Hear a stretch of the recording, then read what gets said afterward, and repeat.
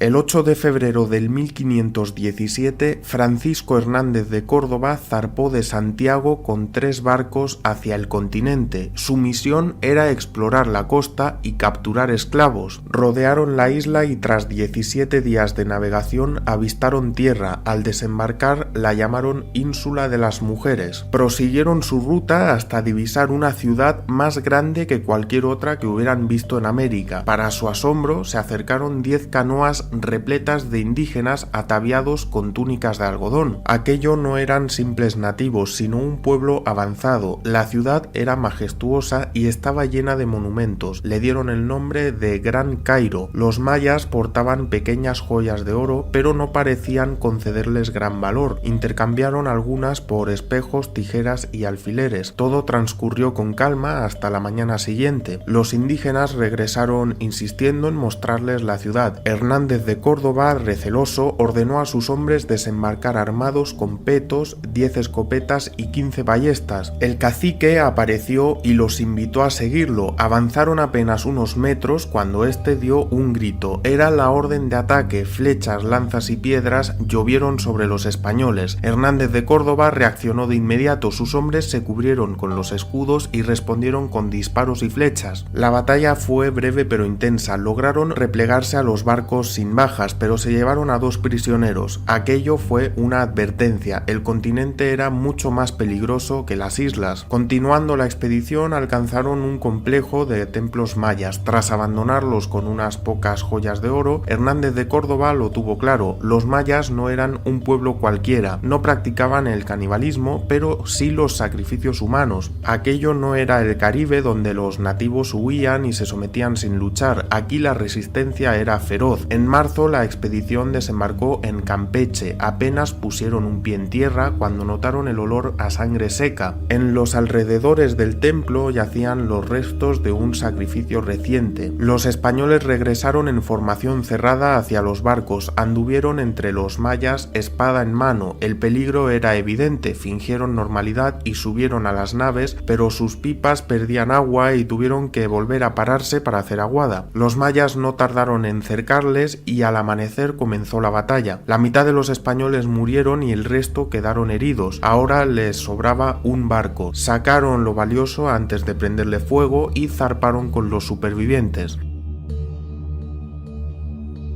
Las civilizaciones mesoamericanas no eran un pueblo primitivo ni mucho menos. En muchos aspectos estaban más avanzados que los europeos. En agricultura tenían las chinampas, islas artificiales en los lagos que permitían cosechas constantes sin necesidad de barbecho. Sus cultivos eran más variados y nutritivos. El maíz, el cacao, el tomate, el aguacate y el chile eran productos que no existían en Europa. En medicina trataban heridas e infecciones con plantas medicinales y realizaban operaciones con herramientas de obsidiana, un material más afilado que el hierro europeo que garantizaba cortes limpios y precisos. En arquitectura y urbanismo sus ciudades estaban mejor planificadas que muchas europeas. También llevaban ventaja en astronomía y matemáticas. Sus calendarios eran más precisos que los europeos y habían desarrollado un sistema numérico que incluía el 0, con el que podían desarrollar operaciones más avanzadas, pero nunca descubrieron cómo forjar hierro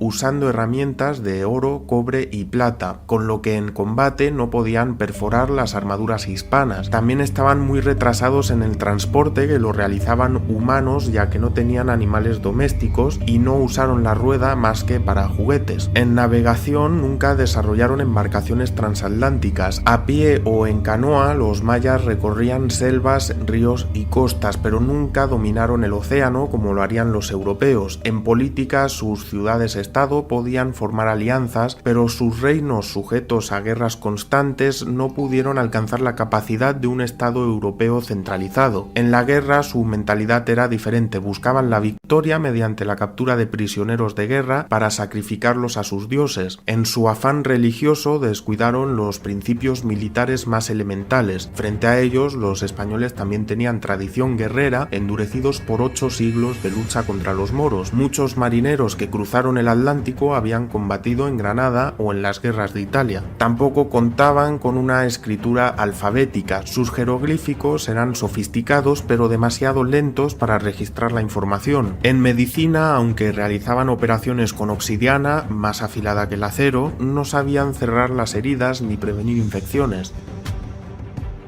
La nefasta expedición de Hernández de Córdoba regresó maltrecha a La Habana. Habían fracasado, pero traían consigo la información de que en el continente había oro. El gobernador Velázquez no tardó en organizar la revancha. Esta vez no confiaría en cualquiera. Al mando de la expedición iría su sobrino, Juan de Grijalva, con 4 naves y 200 hombres. Zarparon desde Santiago en 1518, rodearon Cuba por el norte y pusieron rumbo a Yucatán. Al llegar descubrieron la isla de Cozumel. Desde allí siguieron la costa hacia una bahía que ya conocían, la misma donde un año antes la expedición de Hernández de Córdoba había sido masacrada. Era hora de ajustar cuentas. Desembarcaron con todas sus fuerzas. Apenas pisaron la arena cuando una lluvia de flechas se abatió sobre ellos. Los españoles respondieron con falconetes, arcabuces y ballestas. Antes de que el combate cuerpo a cuerpo comenzara, el jefe maya cayó abatido. Sin líder, la resistencia se desmoronó. Los mayas huyeron al bosque. Los españoles contaron 7 muertos y 61 heridos entre los suyos. Sobre la arena yacerían más de 200 indígenas. Entre los cadáveres, algunos soldados remataban a los heridos y buscaban despojos útiles. Las prendas de algodón eran las más codiciadas, detenían bien las flechas y sobre todo aliviaban bien el calor infernal de los petos de acero. Recogieron los cuerpos de sus 7 compañeros caídos para evitar que los mayas los usaran en rituales. Como último gesto de respeto los arrojaron al mar y la expedición siguió su curso. Navegaron hacia el oeste llegando a un río caudaloso al que bautizaron Grijalva en honor a su capitán. Decidieron remontarlo 5 kilómetros hasta un pueblo llamado Potonchán, habitado por los mayas chontales. Allí los recibió el cacique Tapscop, quien les ofreció máscaras de oro y alimentos. A cambio, los españoles le entregaron un jabón verde y unas zapatillas rojas, pero lo que llamó la atención de los españoles fue lo que Tapscop les contó. Mencionó un lugar llamado Ulúa Mexica, donde el oro era abundante. Satisfechos con el hallazgo, continuaron la costa hacia el norte. Avistaron una isla en la que emergía una columna de humo. Bajaron a tierra y encontraron una maraña de senderos que serpenteaba entre la maleza. Los siguieron hasta dar con unos templos. En el interior, 5 cuerpos descuartizados yacían sobre los altares. La sangre aún estaba fresca. Los españoles llamaron al lugar Isla de los Sacrificios. Sin más que hacer allí, volvieron a embarcar y continuaron hasta el río Pánuco, pero ya habían conseguido su cometido y decidieron regresar a Cuba. Mientras tanto, en el corazón del Imperio Mexica, un mensajero irrumpió en la capital Tenochtitlán y fue llevado ante Moctezuma. Eran extranjeros muy poderosos. Moctezuma ordenó que se enviara un séquito para esperar a su regreso.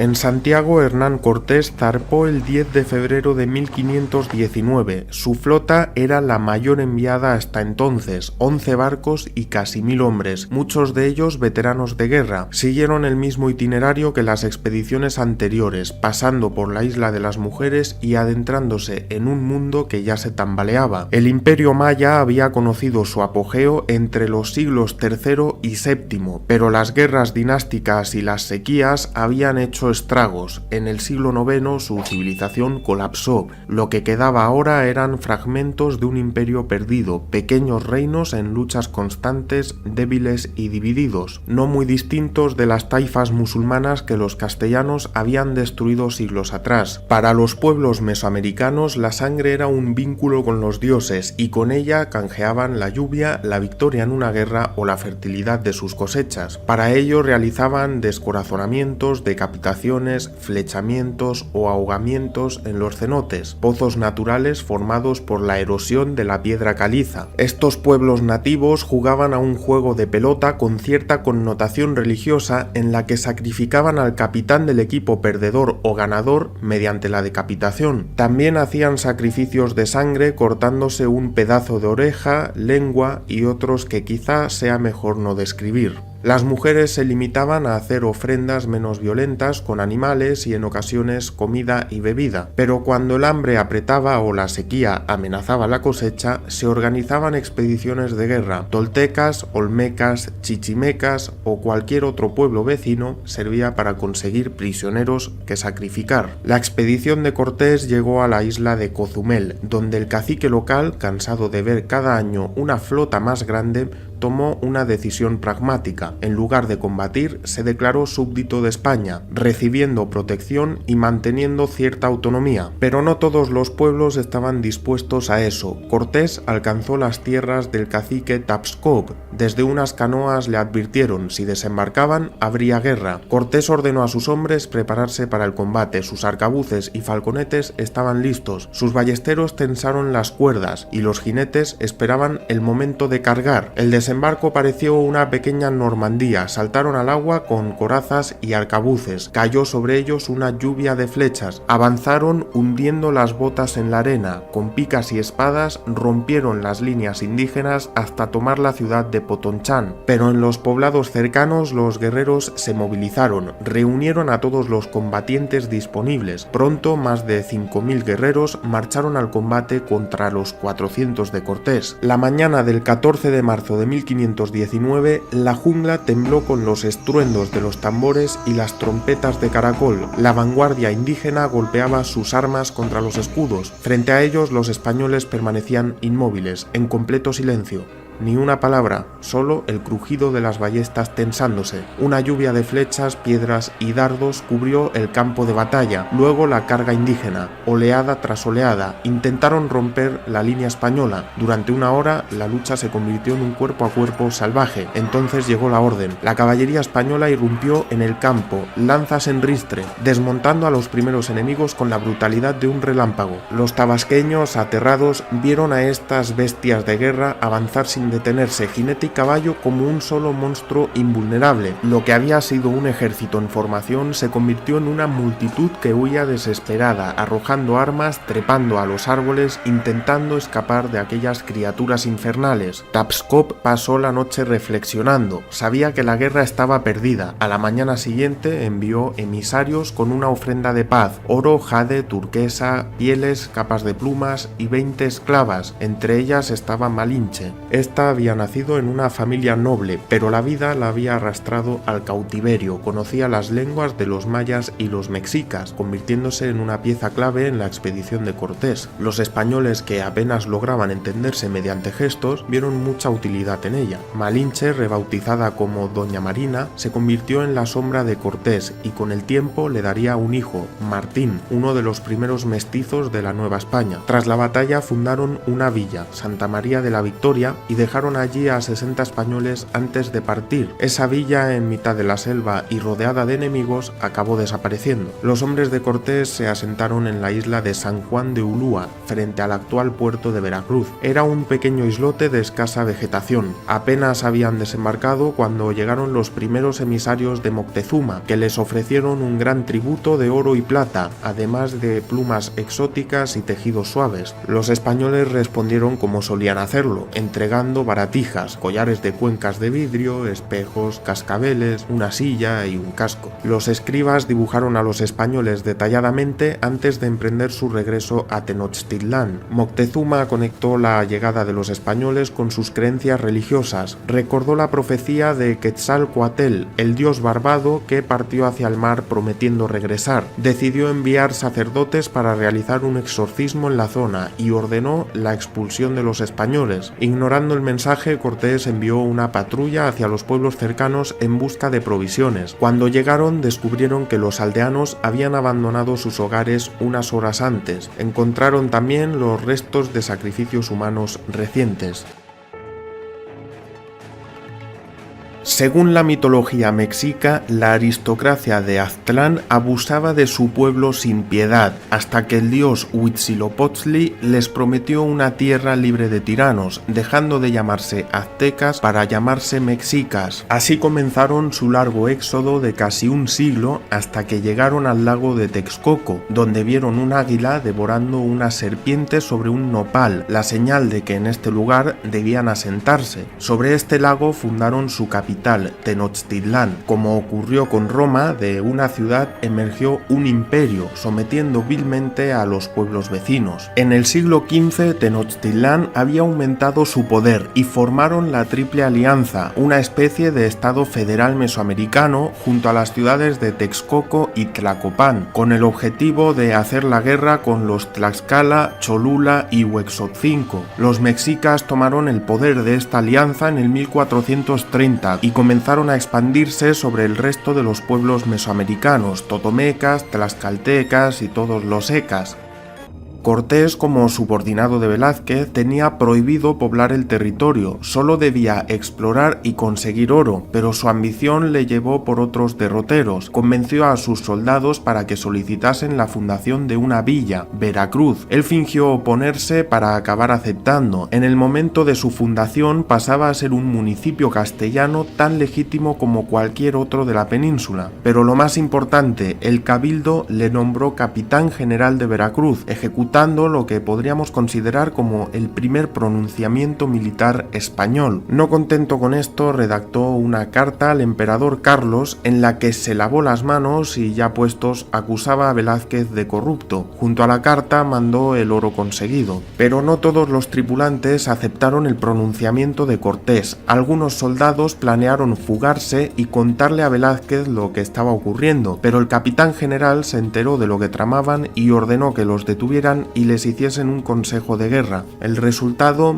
2 colgados y el resto condenados a 200 azotes. Para evitar futuras deserciones, Cortés mandó quemar las naves. Bueno, así ha pasado a la historia, aunque realmente las hundieron. Pero con el repliegue de los mexicas de la costa, llegaron los totonacas de Chicomecuatel, un pueblo que pagaba tributos desorbitados a los mexicas, e invitaron a Cortés a su ciudad, Zempoala. El capitán dejó a un centenar de hombres en Veracruz y partió tierra adentro. Esperaban un poblado de chabolas, pero se encontraron con una ciudad de grandes cultivos, a la que llamaron Villaviciosa. En la plaza los esperaba el cacique, del que Díaz del Castillo dejó un retrato literario inolvidable. Lo llamaré Cacique Gordo porque era muy gordo, sin duda una labor periodística muy objetiva. El cacique les regaló oro y mediante los traductores les expresó la infame situación de su pueblo. Los mexicas se llevaban el maíz y a sus hijos, a los que esclavizaban o sacrificaban. Cortés los animó a rebelarse. Tras 2 semanas en Zempoala, el ejército de 400 españoles y 400 indígenas partió hacia Tenochtitlán. Eran muy pocos hombres para conquistar un imperio, pero Cortés esperaba levantar a todos los pueblos sometidos contra la tiranía mexica. En su camino todos los pueblos les recibieron con entusiasmo, les ofrecían hombres, comida y esclavas, pero al acercarse a la Confederación Tlaxcala, enviaron unos embajadores que no regresaron. Cortés avanzó. Poco después les salió al paso una muchedumbre de guerreros. Los cañones lanzaron una primera salva, a lo que el ejército indio salió corriendo, sin poder entender las modernas armas españolas. Habían enfrentado a los otomíes, enviados por los tlaxcaltecas para tantearles. 3 días más tarde volvieron a encontrar un ejército de los otomíes, que esta vez tenían el objetivo de apresar un caballo. De nuevo huyeron ante los cañonazos y la caballería, pero cumplieron su objetivo tomando una yegua. La ataron y estudiaron, descubriendo que bebía agua,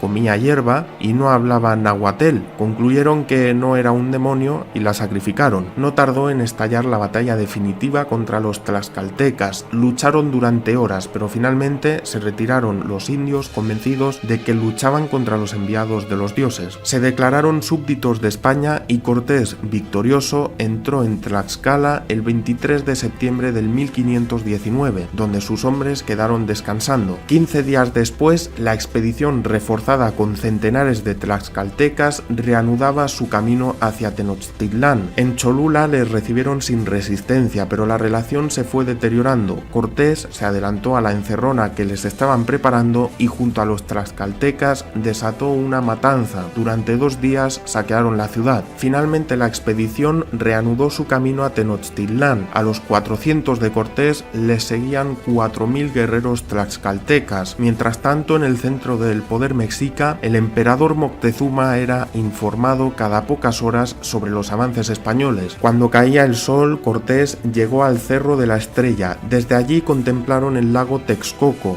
rodeado de montañas, y en el centro se alzaba Tenochtitlán. A medida que los españoles se adentraban en la ciudad, los totonacas se retiraron pensando que nadie saldría con vida de la capital mexica. La expedición fue recibida con honores y les alojaron en el palacio del difunto padre de Moctezuma. Al día siguiente, el 8 de noviembre del 1519, Cortés conocería en persona a Moctezuma. Al encontrarse con él, Cortés fue directo a abrazarlo, rompiendo el protocolo y ofendiendo así a los nativos. Hubo un intercambio de presentes, aunque como de costumbre favoreció a los españoles. Durante un tiempo la convivencia fue pacífica, pero la alianza era insostenible. Cortés empezó a barruntar alguna forma de quitarse al emperador de en medio. Entonces llegó la noticia: en Veracruz los mexicas habían matado a 7 españoles que defendían a los totomecas, ya que estos se habían negado a pagar el tributo a los mexicas. Cortés decidió acudir ante Moctezuma. El emperador acababa de recibir la cabeza de uno de los españoles muertos en Veracruz, que demostraba la mortalidad de estos, pero aún así dijo no tener constancia de lo ocurrido y prometió entregarles a los responsables. Pero Cortés, muy consciente de lo que hacía, pidió que el mismo emperador se entregara como rehén para demostrar que no planeaba traicionarles. Tras 4 horas discutiendo, un capitán amenazó con acabar con la vida del emperador allí mismo, resultando que a Moctezuma ya no le parecía tan mala idea irse a vivir al palacio de los españoles. Desde allí pudo seguir reinando, pero los españoles mandaron derribar los ídolos mexicas y alzaron cruces e imágenes de la Virgen. Cuando llegaron los responsables de la masacre de Veracruz, fueron entregados. Los 17 indios fueron atados con grilletes de hierro a postes y quemados vivos en público. No tardó en destaparse una conspiración de varios nobles mexicas para rebelarse contra la ocupación. Moctezuma medió para que estos nobles, encabezados por su sobrino, se presentaran ante Cortés, quien consiguió que todos ellos, incluido el emperador, jurasen vasallaje al emperador Carlos. Cortés había conquistado un imperio con 500 hombres, ahora solo quedaba esperar la llegada de nuevos barcos para regresar satisfecho a España.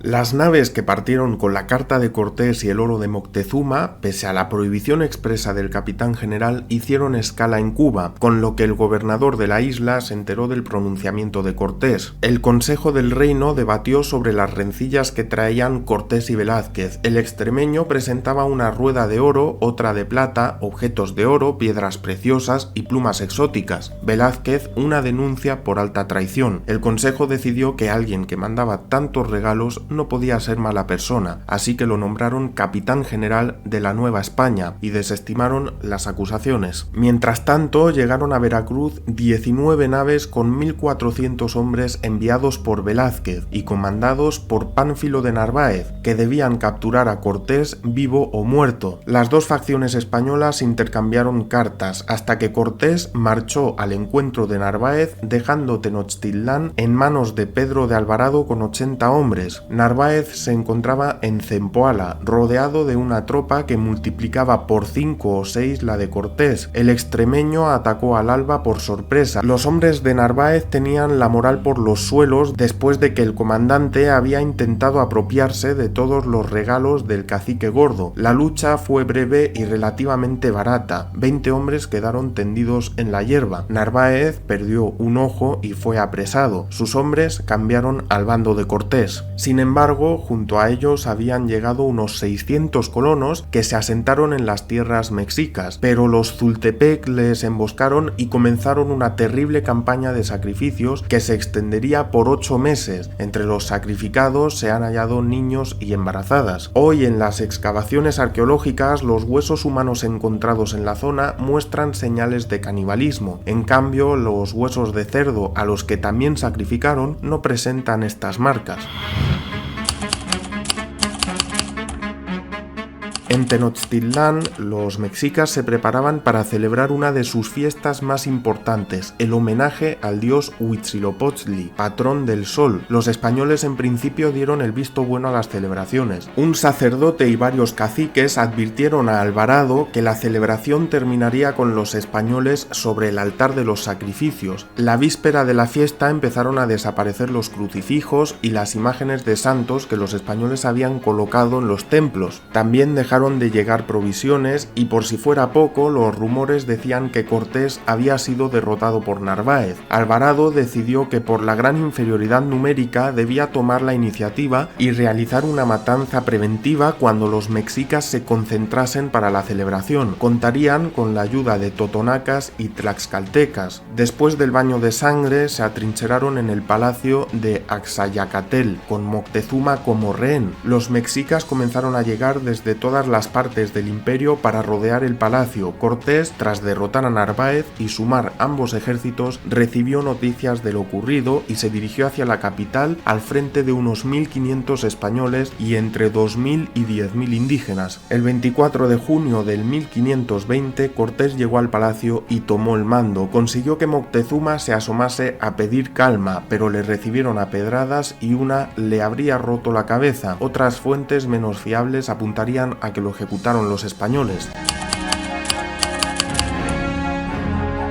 Tras la muerte de Moctezuma, los mexicas eligieron a su hermano Cuitláhuac como nuevo emperador o Tlatoani. Mientras tanto, los españoles comenzaron a agrandar el cerco tomando edificios cercanos donde se asentaban los honderos y arqueros mexicas. Cortés ideó un plan para huir por la noche cruzando los canales sobre un puente portátil construido con vigas del propio palacio, ya que los mexicas habían destruido los puentes de las calzadas para dejarles atrapados. Comenzaron la marcha el día 30 aprovechando la baja visibilidad. Se organizaron en 3 grupos, pero tras cruzar 3 canales fueron descubiertos por una anciana que dio la voz de alarma. Se desató el infierno sobre Tenochtitlán. Los mexicas comenzaron a atacar sin piedad desde calzadas y canoas. Los españoles trataron de abrirse paso con las espadas mientras cientos de ellos caían por dardos, flechazos y pedradas. Cuando por fin alcanzaron Popotla, al borde del lago, Cortés apenas conservaba su espada y su capa. 600 españoles habían muerto y con ellos varios miles de tlaxcaltecas. La mayoría se habían ahogado o habían sido capturados para sacrificios posteriores.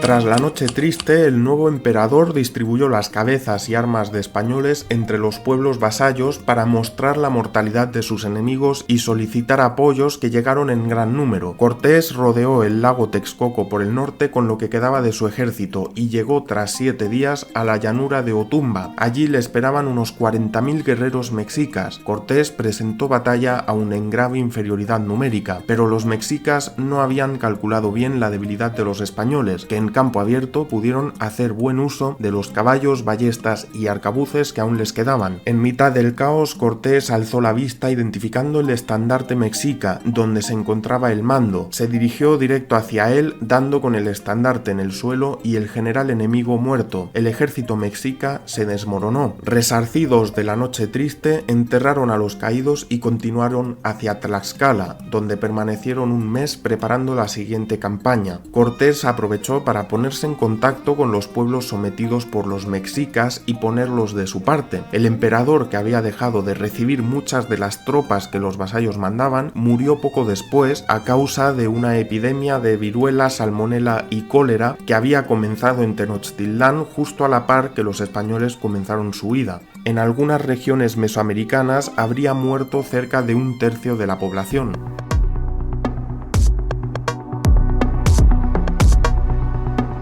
El 25 de diciembre de 1520, Cortés salió de Tlaxcala con un ejército de 28.000 hombres entre españoles e indígenas, con destino a Texcoco, la base donde planeaban estrangular la capital mexica por tierra y agua. Se comenzaron a construir 13 bergantines con piezas que habían traído desmontadas desde Veracruz. Además, estaban levantando 3 fuertes para sostener el cerco. El 26 de mayo del 1521 comenzó el asedio. Uno de los los primeros movimientos fue demoler el acueducto de Chapultepec, que llevaba agua potable a Tenochtitlán, ya que el lago era salado. Los bergantines lograron la superioridad naval, aunque seguían entrando algunas provisiones en canoas furtivas de noche. A pesar de ello, cuando Cortés ofrecía paz, los mexicas respondían arrojando comida a los emisarios para demostrar fortaleza. Cortés lanzó finalmente el asalto a la ciudad, pero en un golpe de mano los mexicas capturaron a 62 españoles